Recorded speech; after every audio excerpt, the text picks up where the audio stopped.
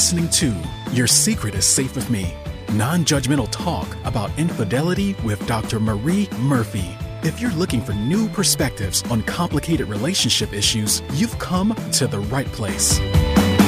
Days go by, they're crawling by. Hi, everyone. I'm Dr. Marie Murphy. I'm a relationship coach, and I help people who are engaging in anything they think counts as infidelity to deal with their feelings, clarify what they want, and make decisions about what they're going to do. No shame, no blame, no judgments. If you would like my help sorting out your infidelity situation in a way that's truly right for you, let's work together. You can schedule an introductory coaching session with me through my website, mariemurphyphd.com. I offer compassionate, confidential coaching via Zoom, which means we can work together no matter where you're located. Lately, I've gotten more than the usual number of inquiries asking if I work with clients outside of the United States, and the answer is yes, I absolutely do. As long as you can make my availability work for your time zone, we can totally work together. The other thing, of course, is that the only language I'm fluent in, and actually even reasonably conversant in at this point, is English. And I'm not proud of that, but that's a whole nother story for another day. Anyway, the point is, thanks to the wonders of technology, I can and do work with clients in a variety of locations, and you can quite easily book an appointment with me through my website, mariemurphyphd.com. Today, we are going to talk about relationships that start off as affairs becoming quote-unquote normal relationships or non-affair relationships. We're going to talk about the transition from having an affair partner to having a quote-unquote normal partner or just a partner. We're going to talk about the transition from a relationship occurring within the context of infidelity to having all of the infidelity stuff being removed from the relationship equation. And before I go any further, let me just say, as I periodically do, that the language we use to talk about infidelity is pretty loaded. We use words like affair and cheating and adultery that are loaded with negative connotations.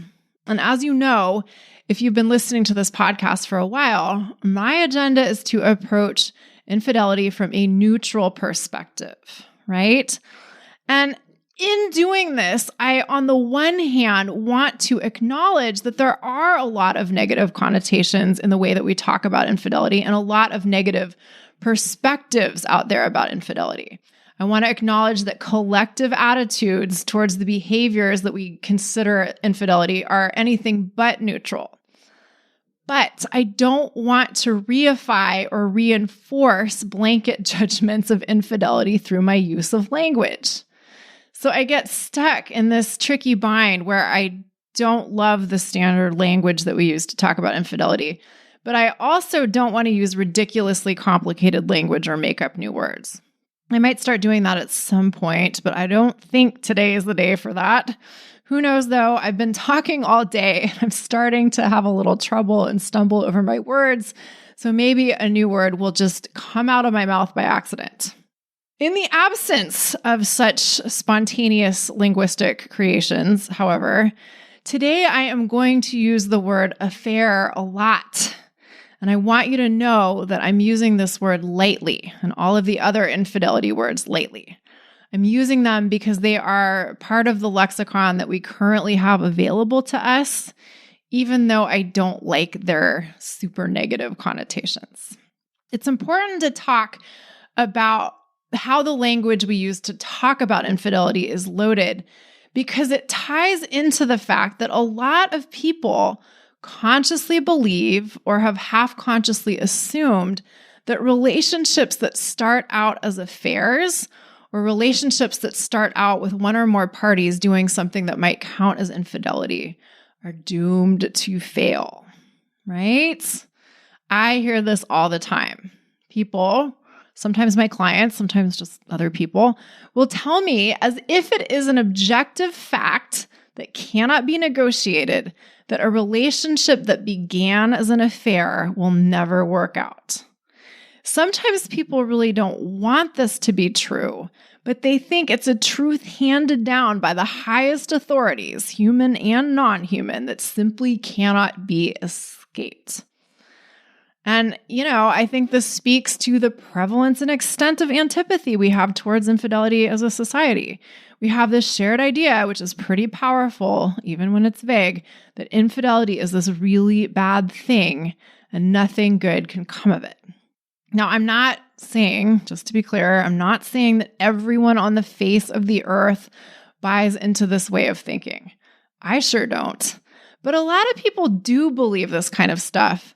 And it's important to acknowledge that, even as I also stress that not everyone thinks this way.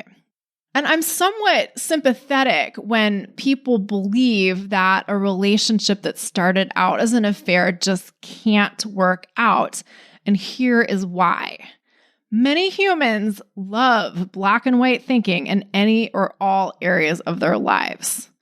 We don't just think that infidelity is categorically bad with no room for an appreciation of context or nuance. We think a lot of things are categorically bad or categorically good. We love our dualistic, good or bad, right or wrong, win or lose type thinking. And I am sympathetic to this because the world is complex and the experience of being a human can be confounding and painful. And we're all just trying to get through life as best as we can. And one of the ways people love to do that is by attempting to impose order onto the supposed chaos of the world. And we often do that by looking at aspects of the human experience in very dualistic terms. We think it makes things so much simpler to have a very clear and fixed sense of what is good and bad. Now, although I am totally sympathetic to this kind of thinking, I am not a proponent of it. I am a firm believer in the value of embracing shades of gray and the value of getting away from dualistic thinking to the best of our abilities in relation to infidelity and in relation to everything else. And by the way, appreciating life's nuances, appreciating the grayscale, being attuned to context, and stepping away from dualistic either-or thinking does not mean that we don't get to make clear decisions about what we want to do in life and what we don't want to do. Rather, it means we can make these decisions without condemning or rejecting what we don't want. We can move towards what's right for us without getting attached to a set of absolute rights or absolute wrongs. Now, getting back to the specifics of infidelity and whether or not a relationship that starts as an affair can successfully, quote unquote, transition to a non-affair relationship, here's a question for you. Why would we ever want to believe that any relationship is doomed to fail? Whether it's because it started off as an affair or for any other reason. What do we get out of that line of thinking? My observation is that one of the things we sometimes get out of telling ourselves a relationship can't possibly work out is for protection, or a sense of protection anyway, from emotional pain. When we tell ourselves that something can't work out or definitely isn't going to work out, what we're often doing, at least to an extent, is trying to protect ourselves from disappointment or sadness or grief. Wanting something, allowing ourselves to desire something, and allowing ourselves to acknowledge that desire can be a rather vulnerable place to be. We put ourselves in the position of risking not getting what we want. We may not like that.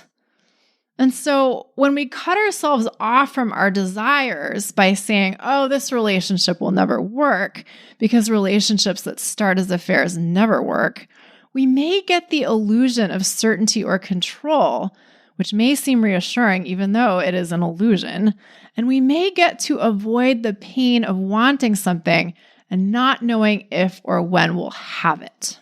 And this really can seem like a benefit. This really can seem like a win. And maybe it is, but I will tell you that when we attempt to avoid the feeling of disappointment or hurt or sadness or vulnerability or uncertainty, we usually cut ourselves off from feeling the kinds of feelings we really want to experience too. And in addition, when we tell ourselves that a relationship isn't going to work, when we believe that a relationship can't possibly work out, that influences our behavior. When we believe something is true, we tend to act as if it is so. When we believe a relationship isn't going to work, and we don't give it a chance to work, or we don't engage in the relationship with the intention of making it work, we are very likely to prove ourselves right. And thus, we may get to experience some sort of certainty, but we may also cut ourselves off from the joy that we might find when we allow ourselves to pursue a relationship that we really want to pursue, even if that entails uncertainty and vulnerability. People always ask me if it's possible for an affair to turn into a successful non-affair relationship. And as I said earlier, a lot of people assume that this really isn't possible, but they also want me to prove them wrong. And here's the thing. I can tell you that relationships that start as affairs or relationships that begin within the context of some sort of infidelity do turn into wonderful, successful, quote unquote, lasting, loving, non-affair relationships. I see it happen all the time, and there are plenty of other people's stories that are out there in the public domain for you to take up as evidence that it is indeed possible for people to transition from an affair to a non-affair relationship and live happily ever after, so to speak. For example, Gina Frangello, who I interviewed on this podcast in episode 40, writes about her experiences with her affair partner, who then became just her partner, in her memoir, Blow Your House Down. Go and listen to that episode. It's a nice interview if you're interested in the details of that.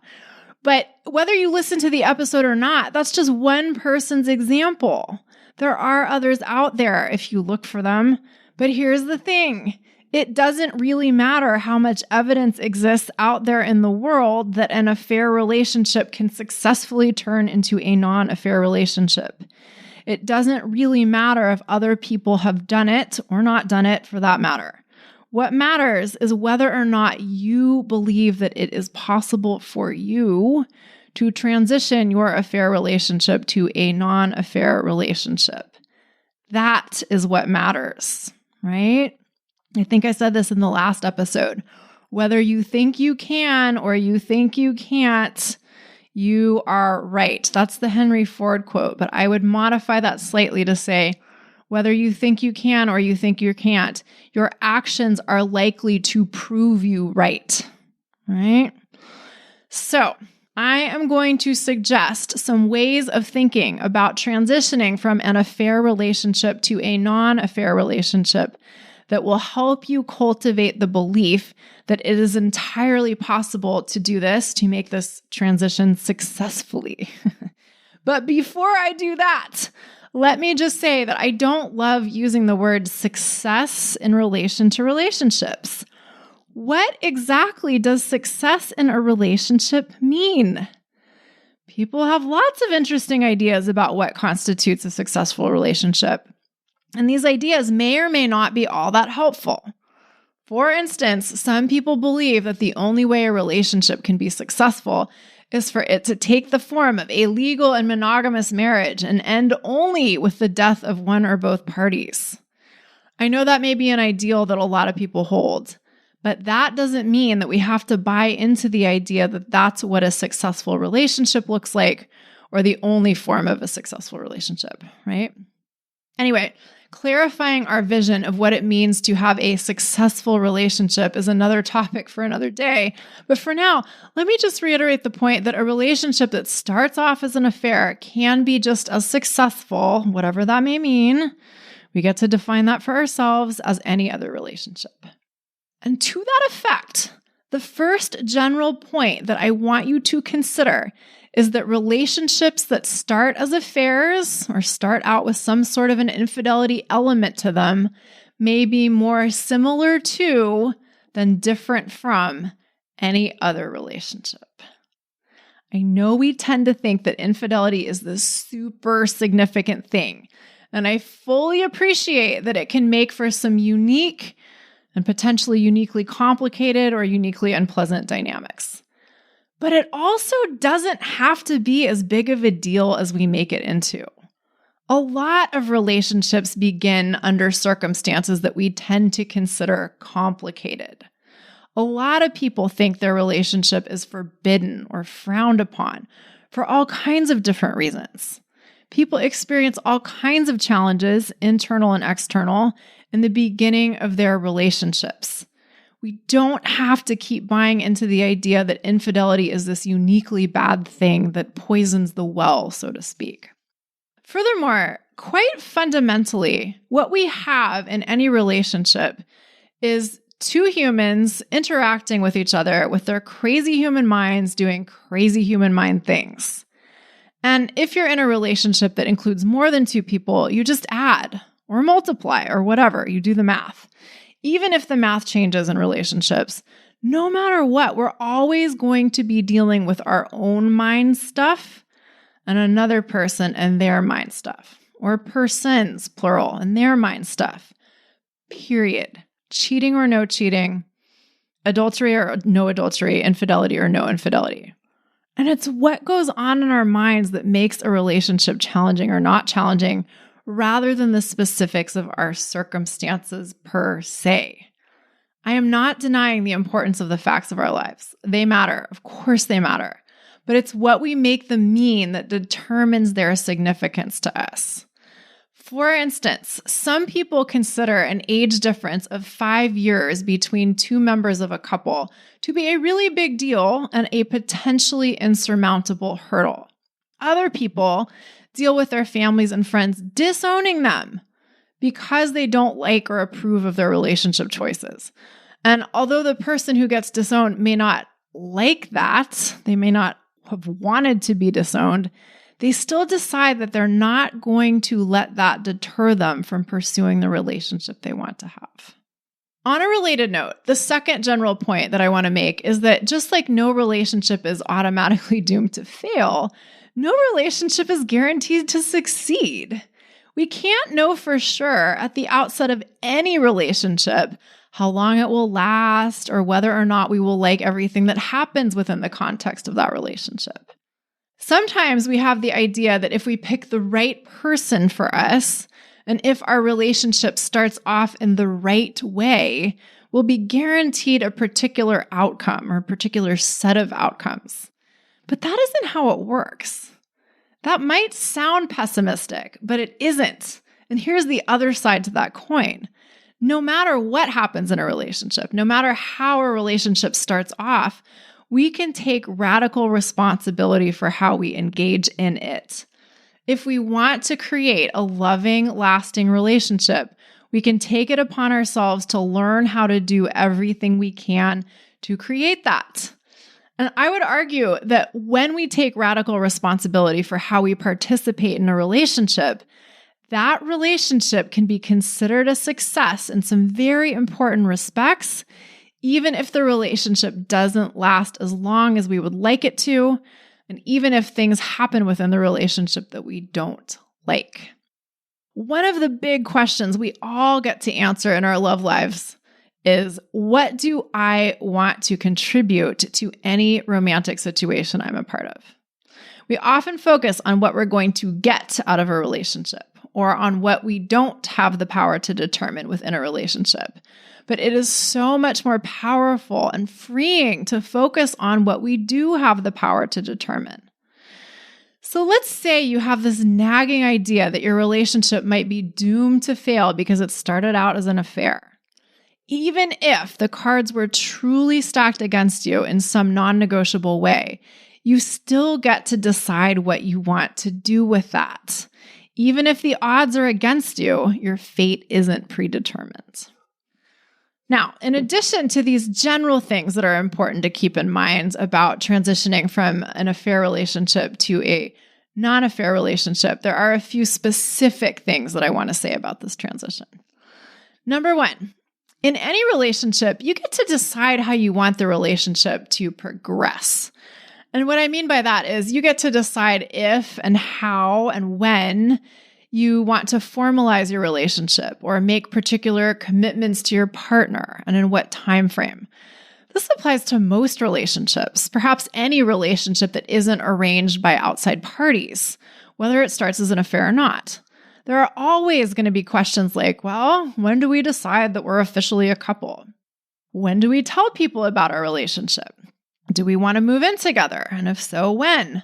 How do we want to define the terms and conditions of our relationship? Etc. Sometimes in relationships that started as affairs, it seems like the couple's history makes these questions particularly loaded or particularly tricky to answer. For example, sometimes people think that because they had a secret history before they became an above-board couple, that means they have to accelerate their commitment to their former affair partner who is now just their partner. The logic is that because they already know each other so well, they need to quickly formalize their relationship in particular ways. Or the logic may be that they have left one sure thing behind, perhaps their marriage or their committed relationship, and thus they need to make sure that their new relationship is a sure thing. Or sometimes people believe the opposite is true. Sometimes people think that their entire history with their affair partner, who is now just their partner, doesn't count because it wasn't a real relationship when it was an affair relationship. Therefore, some people think they have to start from scratch with their former affair partner. Sometimes people think that they can't even assume that they have any kind of a relationship with their former affair partner, even if, for instance, both of them have just left their prior relationships with the intention of making it possible for the two of them to be together, right? Different logics, but equally strong beliefs. Here's the deal, people. There aren't any rules about this stuff. There's nothing that says that you need to attempt to go back to square one or restart from the beginning with the person who used to be your affair partner after the affair aspect of your relationship technically ends. There's nothing that says that your history as an affair couple doesn't count, quote unquote. And similarly, there's nothing that says that if you were together in an affair for a certain amount of time, even if it was what you consider to be a very lengthy, substantial amount of time, you and your partner need to, say, move in together right away as soon as the infidelity component of your relationship gets taken care of, right? There aren't any rules. But just like in any other relationship, it behooves us to get really clear on what we want versus looking for a set of external rules to tell us what we want or tell us what's going to work out well for us. We need to get clear on what role or what purpose we want a romantic relationship to serve in our lives. Back in episode 41, I talked about clarifying what you want in a romantic relationship. Anytime there's a change in our romantic lives can be a great occasion to rigorously check in with ourselves about what we want in our love life. Beginning a new phase of a relationship is a wonderful time to clarify our intentions for how we want to engage with our partner and clarify our intentions for what we want to create in our relationship. It can also be a great time to clean up our thinking about what might stand in the way of our relationship being quote unquote successful. We can also define what a successful relationship means to us. Put differently, it's a great opportunity to consciously orient ourselves to whatever we perceive the challenges in our relationship to be. And of course, these are all things that I help people do, and I can help you do these things too. Point number 2 is closely related to point number 1. For many people, part of the point of being in a romantic relationship is to have some source of security and comfort. Or that's one of the benefits that a lot of people get out of being in a relationship. And there's a lot I could say about security and comfort, but for now, what I'll just say is that security and comfort can be wonderful things to a point. It's nice to have a sense of continuity and stability in our lives. And when that's combined with love and companionship, that can be really wonderful. It is important to remember, though, that it's never another person in and of themselves that creates stability and comfort for us. It's never being in a relationship that makes us feel stable or comfortable. It's never the particular terms and conditions of our relationship, meaning, for instance, have we agreed with our partner that we are officially dating or officially together? Or have we moved in together? Or have we gotten married or engaged or formalized our commitment in some other way? It's fine to want to be married. It's fine to want to do any of the things I just mentioned. But it isn't getting married or moving in together that will make you feel safe or comfortable or secure in your relationship. We create those kinds of feelings for ourselves through our thinking. So we've got to learn how to take responsibility for what we are thinking if we want to have the experience of our relationship that we want to have, right?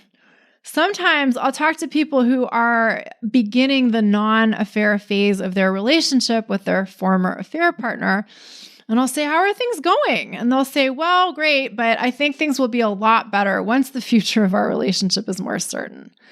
And I'll say, "Okay, what do you mean by that?" And they'll say something like, "Well, I just need to know when we're going to get engaged, and then I'll feel okay." Not everyone does this, but it's not uncommon. And it seems so seductively logical to say something like this and to think that once you're engaged, the relationship is a for sure thing, and to think that then you'll feel secure and comfortable. But you can choose to feel secure and comfortable no matter what is or isn't going on in your relationship. You do not need to make your security and comfort contingent upon the specifics of what's going on in your relationship. I know it sounds like a crazy idea, but it's true, and it's such a beautiful capacity to develop for ourselves.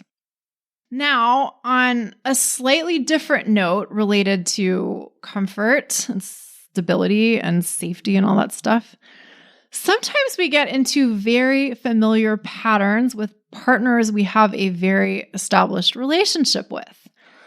And we may find these patterns very comfortable and very safe and very reassuring, even if we also didn't like those familiar patterns and routines in some ways. People tell me all the time that the best part of their relationship with their spouse or their partner, their committed partner, is watching TV shows with them that they both love. And even if people are pretty sure that they want to leave their spouse so they can pursue a relationship with their affair partner, they may be very concerned about what life would be like without their very comfortable routine of watching TV shows that they like with their spouse, right? Even if you don't watch TV with your spouse, or even if you don't value watching TV with your spouse or your partner, there may be some aspect of your relationship with them that is so familiar and comfortable to you that you can't imagine living life without it. But of course, some people do choose to leave the familiarity of their marriage or watching TV with their spouse or whatever is going on in their prior relationship so that they can pursue their relationship with their affair partner, even though they valued the comfort they derived from the familiarity of their marriage or their old relationship. And for some people, leaving this comfort behind or relinquishing that particular source of comfort doesn't end up being that big of a deal. Some people pretty much never look back, right? But on the other hand, some people experience what I like to call a comfort deficit. They may not have wanted to stay in the relationship with their former spouse or their partner, but they really do miss the security and familiarity they got out of staying in that relationship. And that's totally normal. It's not a problem. It's something that we can learn how to deal with consciously. What happens, though, if we're not conscious of our comfort deficit, is that we may be so desperate for comfort, and we're so used to thinking that our romantic partner should be the source of our comfort that we expect to get it from our new partner, that is, our former affair partner, right? We may sort of pressure this person to provide something for us. I think this impulse to turn to our partner for a sense of safety and comfort is totally understandable, but we may not like what happens when we expect our partner to provide these things for us, right? For instance, we may expect our new partner or our new old partner, if you will, or former affair partner who is now our normal partner, to do certain things that are ex-spouse used to do or ex-partner used to do, because that has been our standard for how people should operate with each other when they're in a committed relationship. And it seems very strange or wrong to deviate from what we think the standards are. In situations like this, one of our opportunities lies in learning how to digest the strangeness of change or the lack of familiar comfort we may feel in our new set of circumstances without expecting our new old partner, our affair partner who is no longer our affair partner, but just our partner, to relieve us of all of our uncomfortable feelings, right? Another of our opportunities lies in learning how to enjoy our new old partner, old new partner, and our old new relationship without clinging to it or to them like a life raft. For some of us, this is a really big opportunity to learn and grow. We may not know how to enjoy a relationship without depending on it for our sense of safety or stability or comfort. We may not have any idea how we can create these kinds of experiences for ourselves. And we may need to learn how to do these things. And that's totally okay because we can learn and I can teach you. And that brings me to point number 3, which is that no matter where you go, there you are. It is very easy to think that when we leave a romantic relationship that we were dissatisfied with and start up a new relationship or continue a relationship with someone we're a lot more excited about, that everything's going to be different. We may think that the whole reason why we got together with our affair partner in the first place is because our relationship with our old partner was so bad and we were so badly matched with our old partner. And now that we've met this amazing new person, everything's going to be great, right? And it absolutely can be. Everything can be great. But we need to remember that even if we didn't like our old relationship, we were a partial contributor to whatever it was that was happening in that relationship. Have you ever heard the saying, whenever there's a problem, you're there? I'm not sure who gets credit for that one, but it's important to remember that whenever something is going on that we don't like, we are by definition present for it in order to have witnessed it. So it's worth our while to ask ourselves how we may have been contributing to it. Sometimes people get freaked out by these kinds of suggestions because they don't like the idea that they might have been to blame for relationship dynamics that they didn't like and that they thought were not their fault. It can seem really threatening to consider that we might have had any sort of role in creating a situation that we didn't like when we think in terms of perpetrators and victims or fault and innocence. We don't want to be the bad guy, so to speak, or the bad person or the bad doer. And it may seem like the only alternative to being the bad guy is to be the good guy or the good person or the good doer. It's that dang dualistic thinking again. Here's one little example of what that can look like. So often people tell me that they tried to communicate differently with their former partner or their soon-to-be former partner, but it was just impossible. And I fully understand that we may find the experience of communicating with some people to be really challenging, and that's fair. We are allowed to have that assessment. But we are participating in the communication that happens in any relationship too. We are a part of the communication endeavor. And so we stand to gain so much more when we're willing to look at what we are contributing to the situation or not contributing to the situation, instead of pinning all the blame on the other person. That doesn't mean you aren't allowed to dislike how someone else communicates. You can, that's fair, but you can do that without blaming them and while also taking responsibility for your own participation in the dynamic. Quite simply, we don't have to get all wrapped up in blaming anyone, whether it's ourselves or someone else. So often we make our dissatisfaction with our relationships a matter of what the other person is doing wrong or what we are doing wrong, but we don't have to go there. It can be so much more helpful to be willing to look at our own tendencies with loving awareness and see if our tendencies or the way we habitually engage in our relationships is helping us create the kinds of relationship experiences we want to have. And this is so important to be aware of when we're in the beginning stages of a new relationship or a new phase of a not so new relationship, because we tend to think that when we meet someone new and great, everything's going to be so much better with them than it was with our former partner. And again, to echo what I said earlier, everything can be really great with your new partner. But it's also important to be aware that unless we take responsibility for our tendencies, for how we participate in relationships, we're going to bring tendencies with us that contributed to what we didn't like about our past relationships. And if we're not conscious of that, our tendencies are very likely to present themselves in our new relationship, even if the person we're involved with is very different from our old partner. And let me stress that this is not a problem. Having tendencies, having blind spots, having so-called imperfections, or whatever you want to call our humanness, is not a problem. There's nothing wrong with you for being the human you are. The point of becoming more aware of our tendencies in our relationships or in any other area of our lives is not to scold ourselves or judge ourselves or blame ourselves.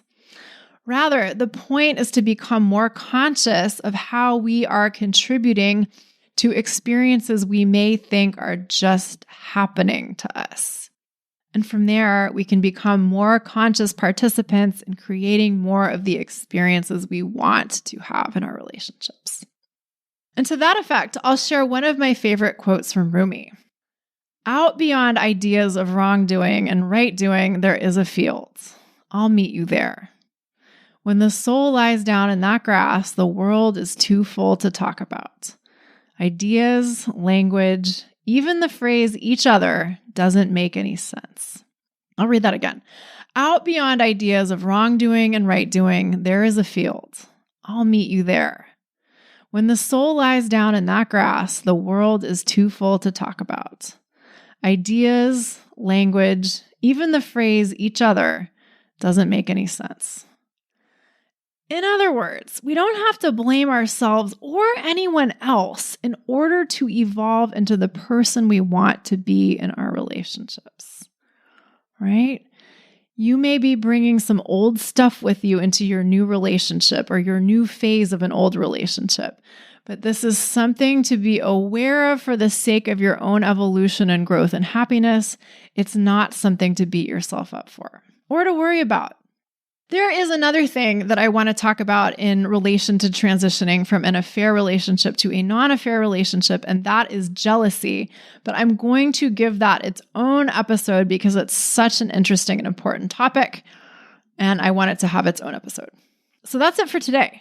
I want to tell you that it is one thing to listen to me talk on the podcast, and it's another thing entirely to have me as your coach and have me help you apply the kinds of concepts I talk about on the podcast to your own life. Listening to podcasts can be great and very beneficial, and that is wonderful.